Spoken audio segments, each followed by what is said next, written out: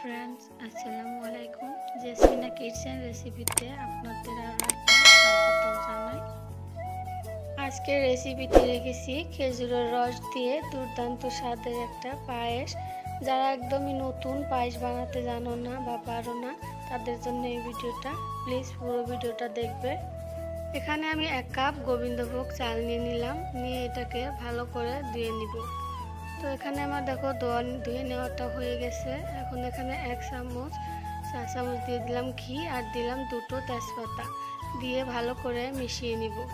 ঘিটা দিলে চালটা তাহলে দুধে নিচে ধরে যায় না কড়াইতে। তো আমার এখানে মেশানোটাও হয়ে গেল। এবার আমি এখানে নিয়েছি কিশমিশ আর কাজু, এটাকে আমি জলে ভিজিয়ে রেখেছি।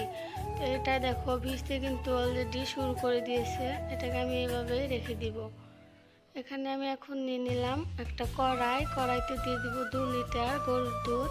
এটা কিন্তু অরিজিনাল গরুর দুধ। তোমাদের কাছে যদি অরিজিনাল গরুর দুধ না থাকে তাহলে প্যাকেটেরটা দিয়েও চালিয়ে নিতে পারবে। তো এটাকে ভালো করে আমি ফুটিয়ে নিব।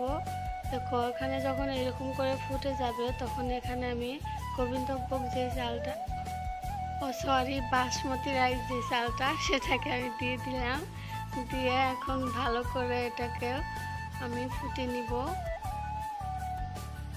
একদমই নিচে ধরে যাওয়ার কোনো সমস্যাই থাকবে না যখন ঘি দিয়ে চালটাকে মিশিয়ে নেবেন। এখানে 2টো এলাচ দিয়ে দিলাম। এলাচ দিলে খেতে কিন্তু অনেকটা সুন্দর হয়। আর আপনি যদি এলাচ খেতে পছন্দ না করেন তাহলে দিতে হবে না। কথা বলতে বলতে এখানে আমার দেখো চালটা কিন্তু ফুটে গেছে।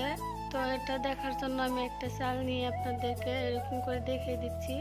দেখুন একদমই কিন্তু গলে গেল, একটু মাঝখানে শক্ত থাকলো না।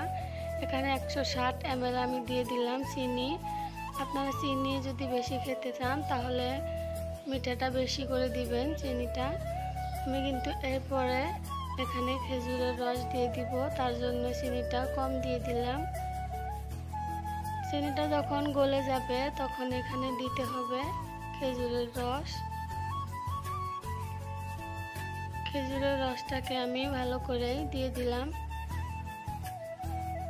দিয়ে এখানে এখন আমি নেড়ে নিব। দেখুন অনেক সুন্দর কিন্তু কালার এসেছে, মাশাআল্লাহ। এটা কিন্তু অবশ্যই বাড়িতে একবার ট্রাই করে দেখবেন, খেতে কিন্তু অনেকটাই সুন্দর হয়। দিয়ে দিলাম আমি সামান্য পরিমাণে নুনটা দিয়ে এখন আমি ভালো করে নাড়াচাড়া করে নিলাম। এখন আমি পায়েসটাকে নামিয়ে এখানে আরও একটা কড়াই দিয়ে সেখানে আমি কাজু কিশমিশটা দিয়ে একটু নাড়াচাড়া করে নিব, যেহেতু এটার গায়ে পানি লেগে আছে। নাড়াচাড়া করে নিয়ে এখানে আমি এখন 1 চা চামচ দিয়ে দিলাম ঘিটা দিয়ে এখন ভালো করে আমি নাড়াচাড়া করে একটু একটু করে ভেজে নিব। আমার কিন্তু এখানে বেশি ভাজা হয়ে গেছিল, আপনারা এতটাও ভাজবেন না। এখন আমি পায়েসটাতে কাজু কিশমিশ ভাজাটা দিয়ে দিলাম। দিয়ে ভালো করে নাড়াচাড়া করে নিলে কিন্তু এটা পরিবেশনের জন্য রেডি হয়ে গেল। আমার আজকের ভিডিওটা যদি আপনাদের কাছে ভালো লেগে থাকে তো প্লিজ একটা লাইক দিয়ে পাশে থাকতে ভুলবেন না। চ্যানেলটাকে অবশ্যই সাবস্ক্রাইব করে দিবেন।